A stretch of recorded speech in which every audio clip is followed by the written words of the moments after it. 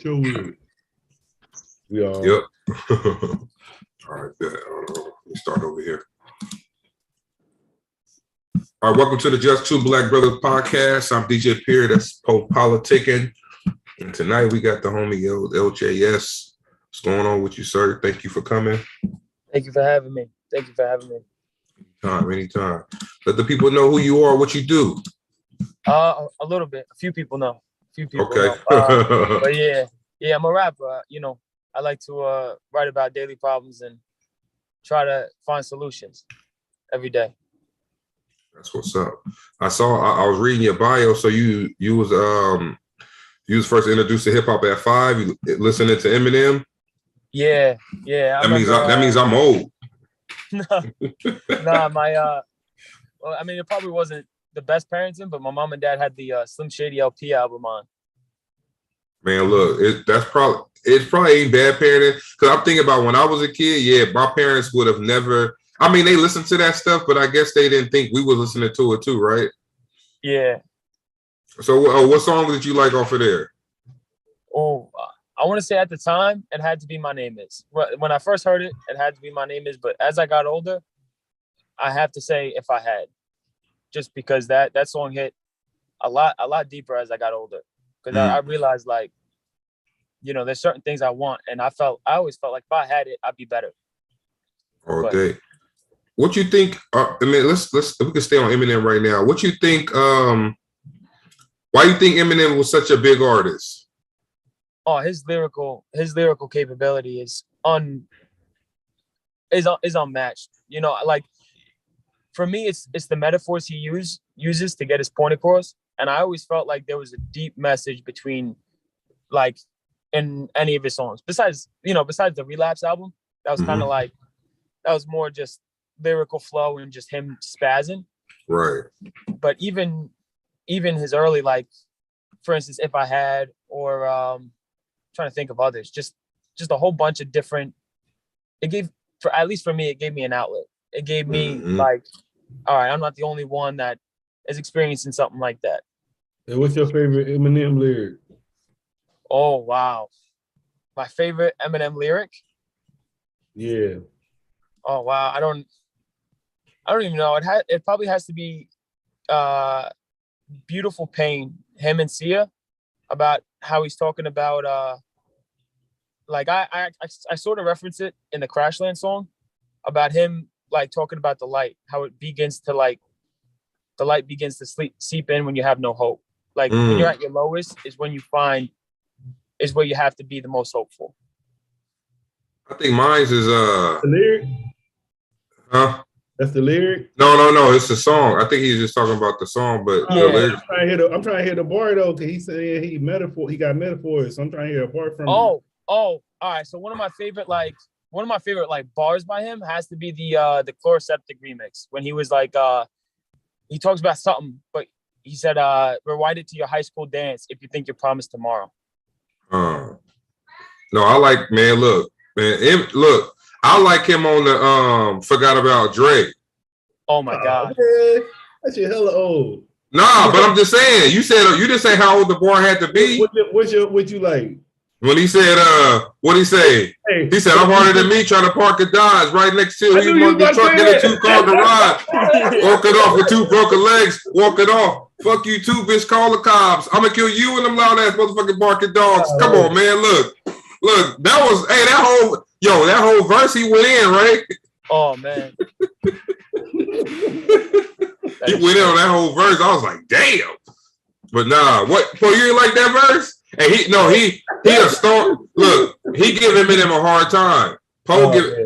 He be like, oh, he don't like he don't really fool with Eminem like that. But yeah, you could have named. But I said you could have named, like, if you would have said Rap God or something, then I'd have been like, all right, but you named that. What, Forgot About Dre? Yeah. No, he went in that verse hard. Yeah. Look, even if he say, "Hi kids, want to see me stick 9-inch nails in each one of my eye?" Man, come on, look. Don't get me started. He was going in, but I know other people like him mainly for, like, the bars that LJS was talking about, though, like, because they can feel them in their soul. Like, people like songs like Stan. Like, people can feel those songs, like, because people who listen to that probably was like a crazy. People are look. Eminem coined the phrase "stand." Yeah, because and you know people are stands of Eminem. You got I mean, shoot, I don't know, man. Like I do understand why people love Eminem. I don't got him on my top 10, but if I did a top 20, he definitely would be on it. Only because my replayability for Eminem is not high.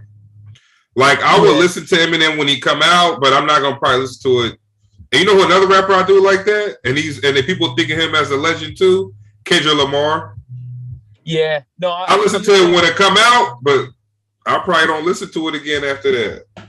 Yeah, there's only a few songs I can listen to on repeat by Kendrick, but for me, it's always been like Eminem. I could play on repeat just because I grew up listening to him. I think Kendrick better than Eminem. Kendrick? Yeah. No. I will put Kendrick. Like they all in that, but they all in that same realm when it comes to the way people view. Like if you say, "Give me your top lyricist," they're gonna probably put Eminem in there. Kendrick gonna be in there. Yeah. You're gonna have your shit. If I had to do a top 10 lyricist right now, I'll definitely have to put Eminem in there. But yeah, I would have Kendrick over him because I just like more songs by Kendrick than I do of Eminem. Yes, it's a slippery slope though. I understand. So yeah, then I was reading about that you listen to you like Cypress Hill. Yeah, Cypress Hill a little. Like I listened to a little bit. Not enough. I mean, no, it was Red Hot Chili Peppers actually. I think. Red Hot Chili Peppers, I love. Under the yeah, I like a little rock music. To be honest, I love music in general. Like I don't mind putting on.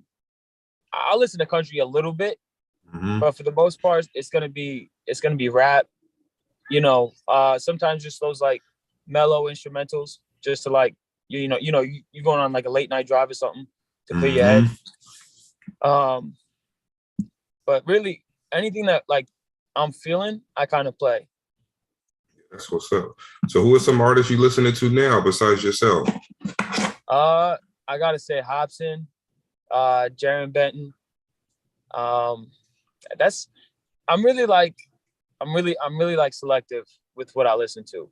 Like if I'm in a certain mood, I normally stay in that mood for a while, and I'll play one artist for like a week straight or like 2 weeks straight.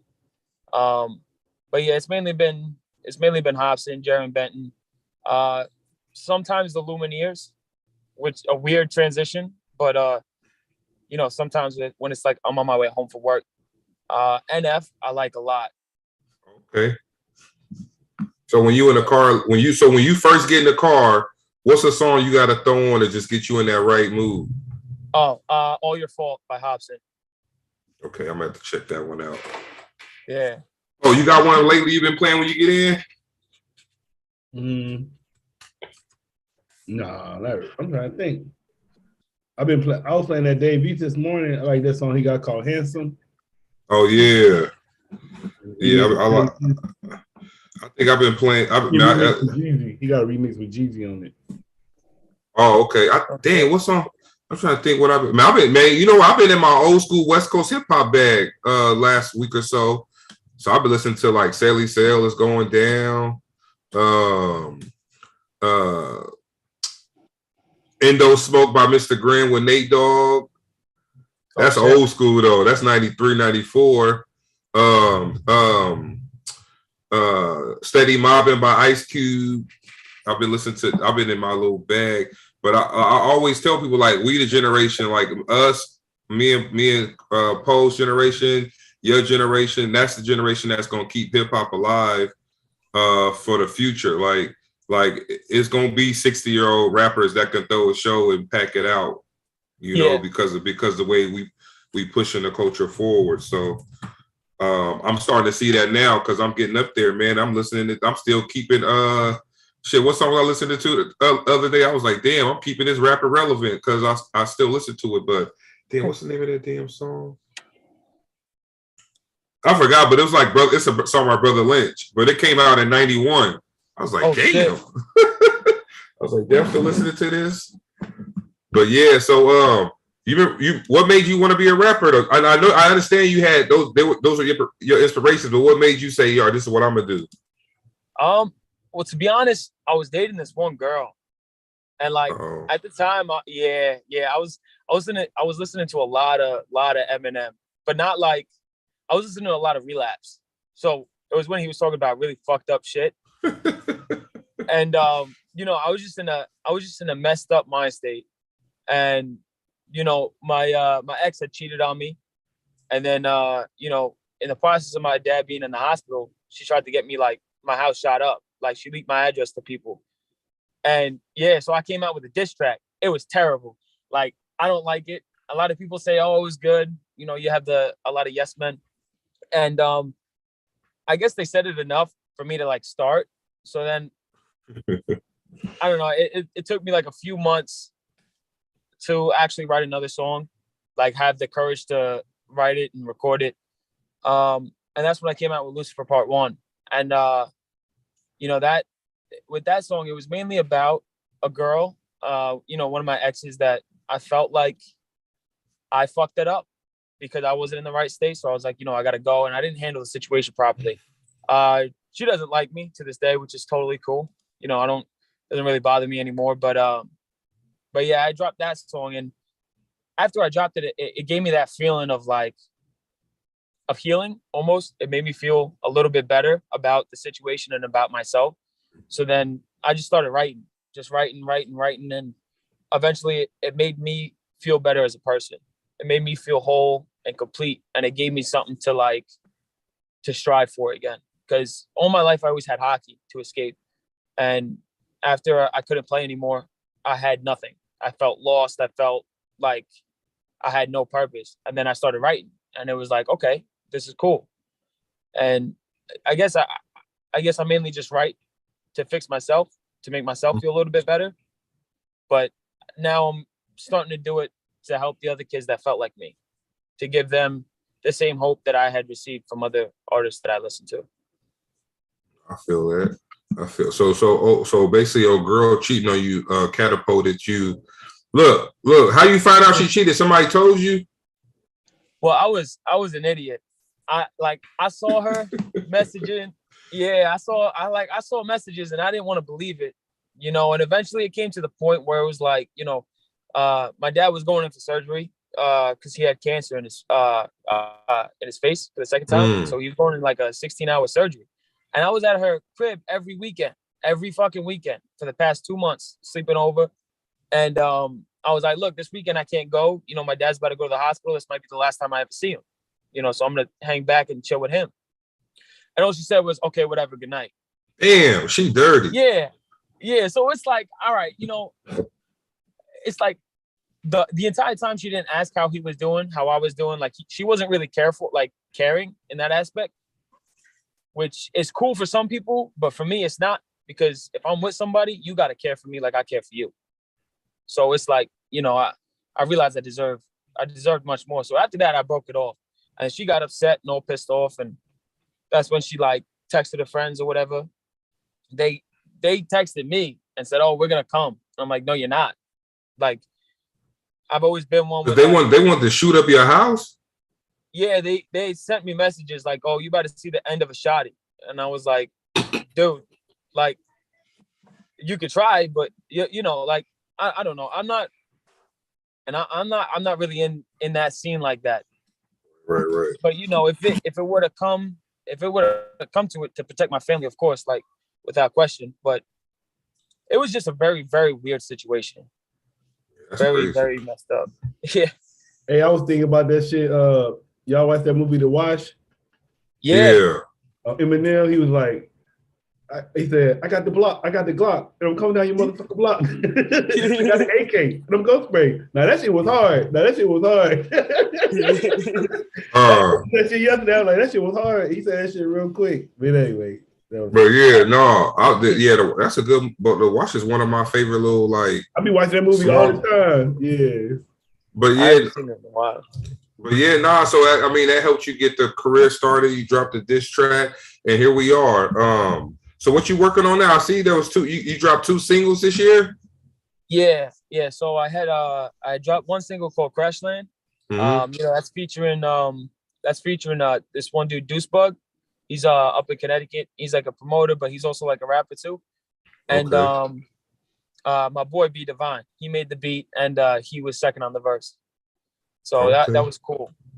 And then shortly after, I made a Better Tomorrow, which which I tried to give like people hope in that aspect. So it was cool. It was You was dope. in your Eminem bag. You was in your Eminem bag on there. Yeah, a little bit. A little bit.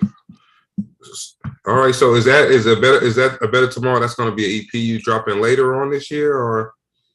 Yeah. So that's just a single, but I plan on coming out with a EP around August. I'm shooting for, but I'm not exactly sure when that'll be fully complete.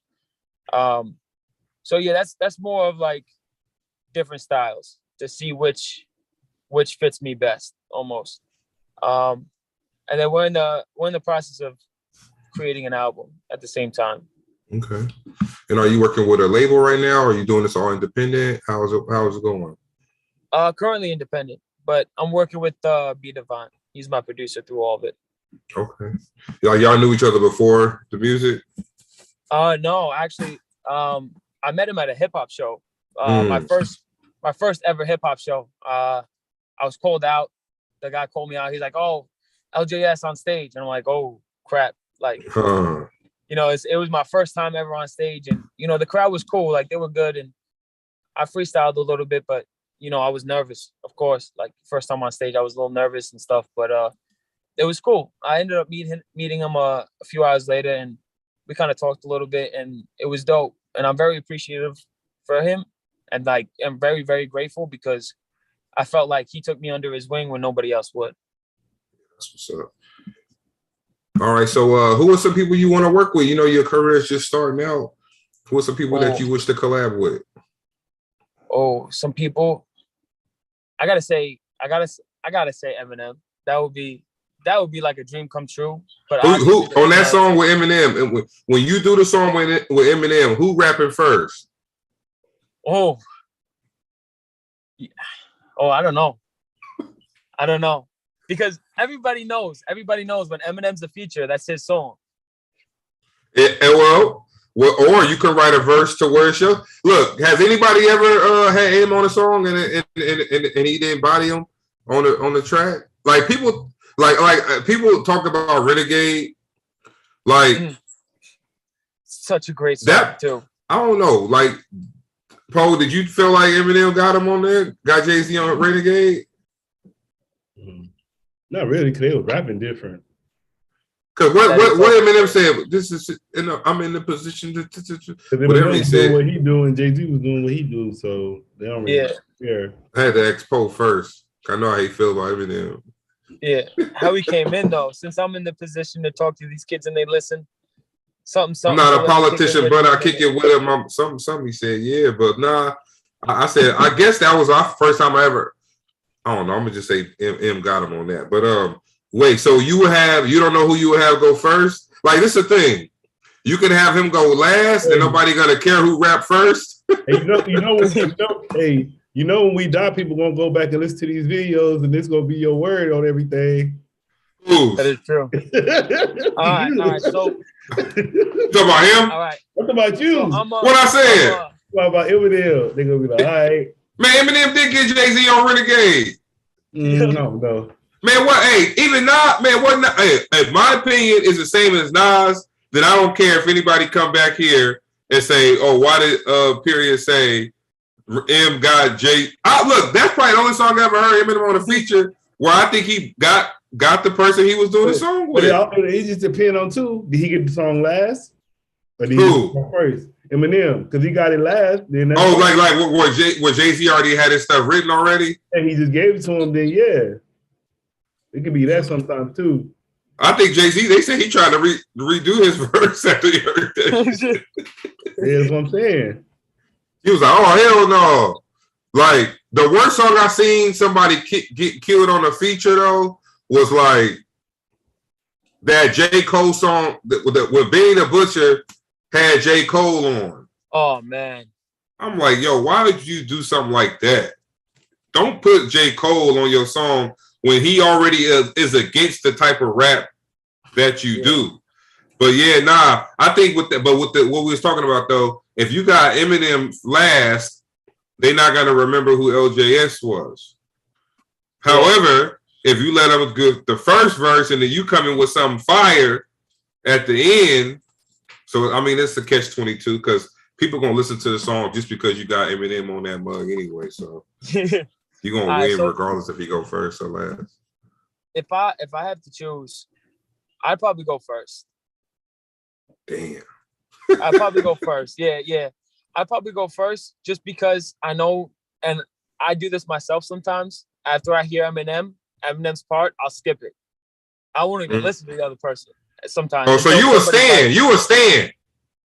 A little, nah. I ain't no stand. Yo, he said I hear Eminem verse, I just turned that shit off. Nah, that was when I was growing up.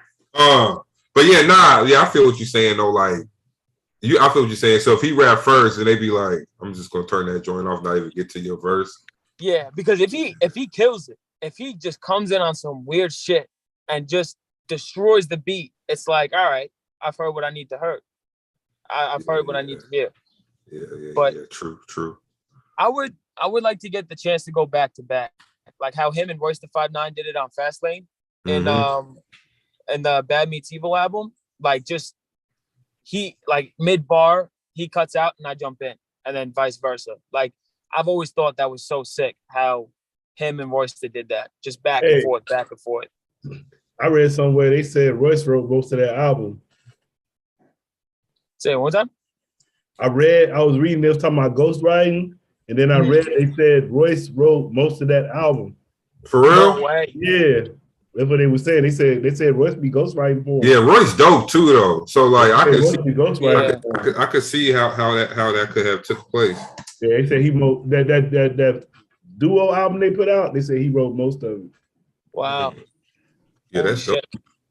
Look, let's go into well, we got sent a Better Tomorrow, but I mean, which one you want to play for the people?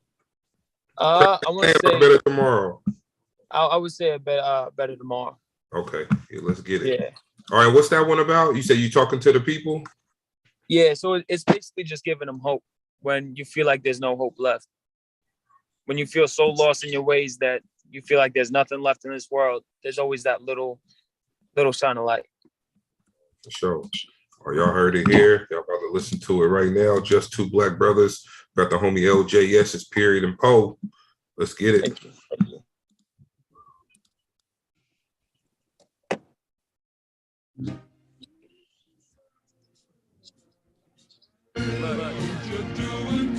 How the fuck am I supposed to survive a time when guys are too quick to pulling out a nine, thinking it'll solve every problem they get to drinking a bottle when they drive or even smoke just to catch a vibe, getting high just to get by when they get depressed, upsets in your eye, you cry when getting too stressed, you give and you try, but why when life tends to get the best of a mind without a rhyme or reason to put us to the test, but I can understand it. Been on the roller coaster, shit had me up in a panic. I've been just like the planet, going crazy and always acting manic, hating every situation without seeing the entire panoramic view. Who would've knew it started from within? Had a few patients, but they were wearing thin. Suicidal thoughts had me trapped up in the pen until I gathered them up and released it all with this pen. But the light will shine for a better tomorrow.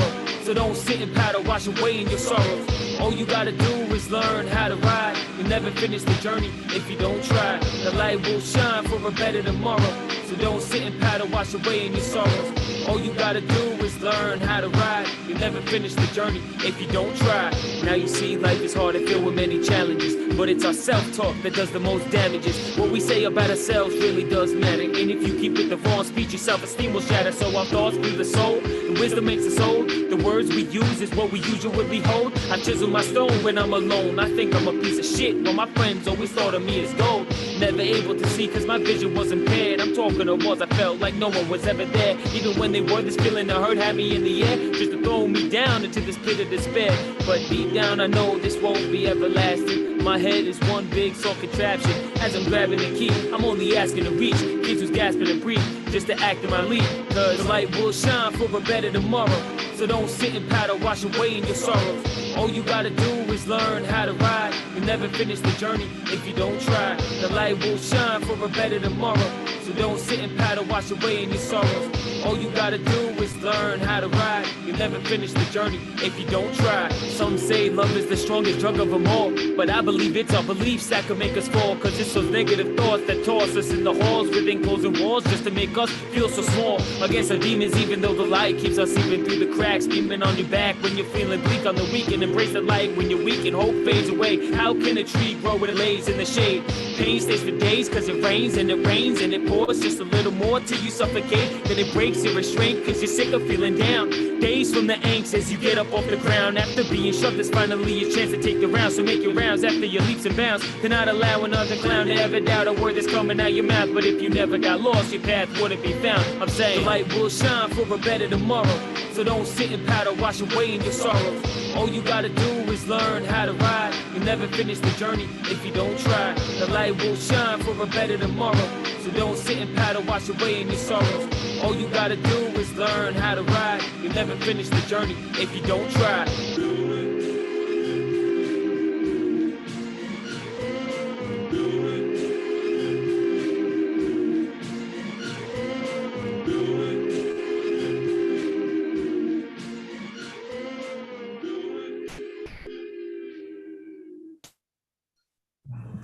Yo, we back.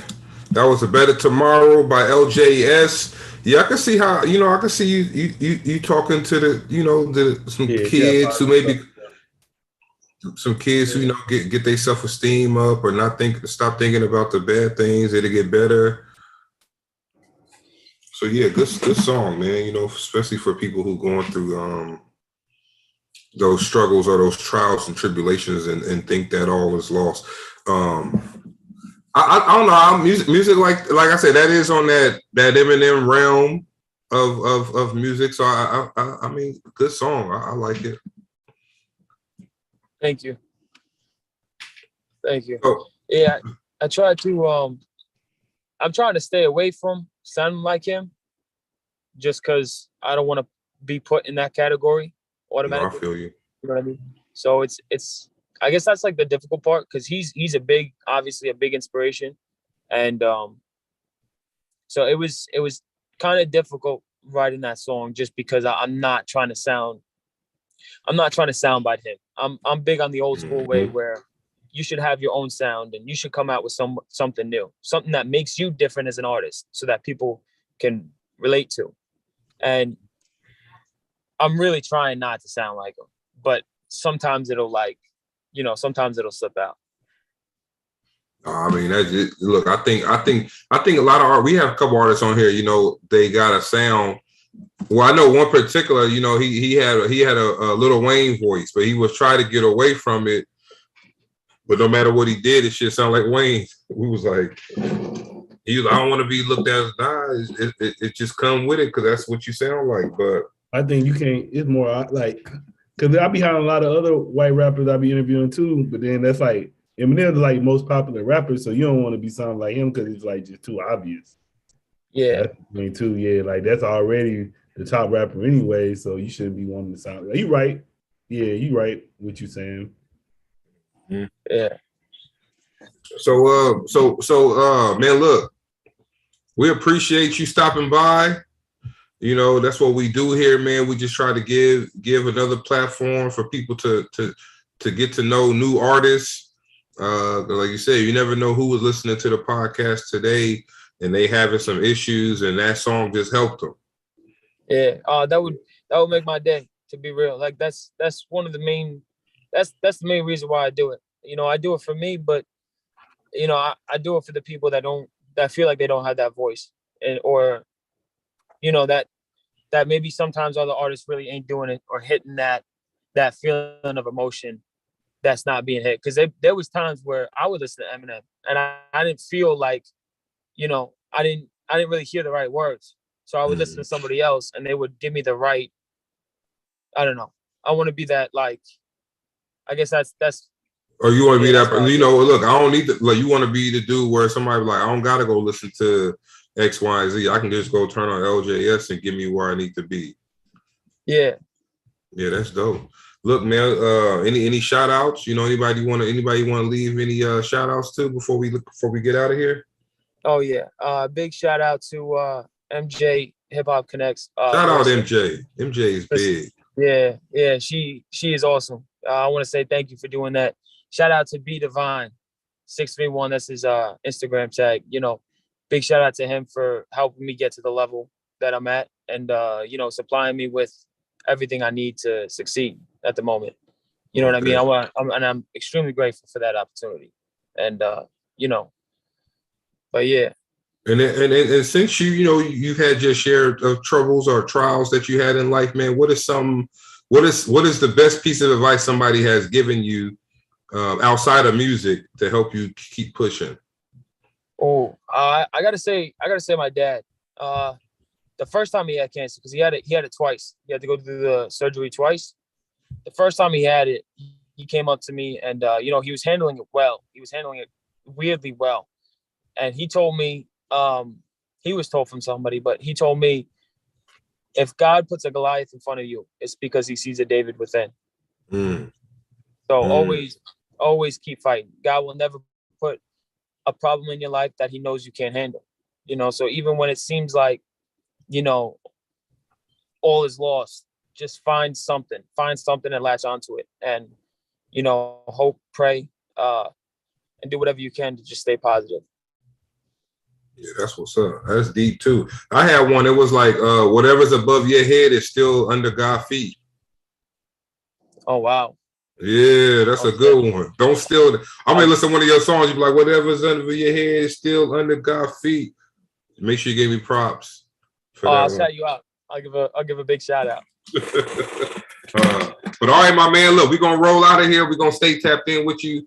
I think we already sent you Instagram follow request, so we'll stay tapped in with your career, man.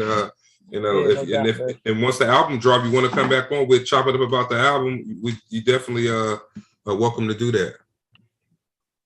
Yeah, without a doubt, I'm more than happy to do that. Thank you guys. Pleasure's all mine. Thank you for having me. Man, what's the best podcast, man? Best, obviously this one.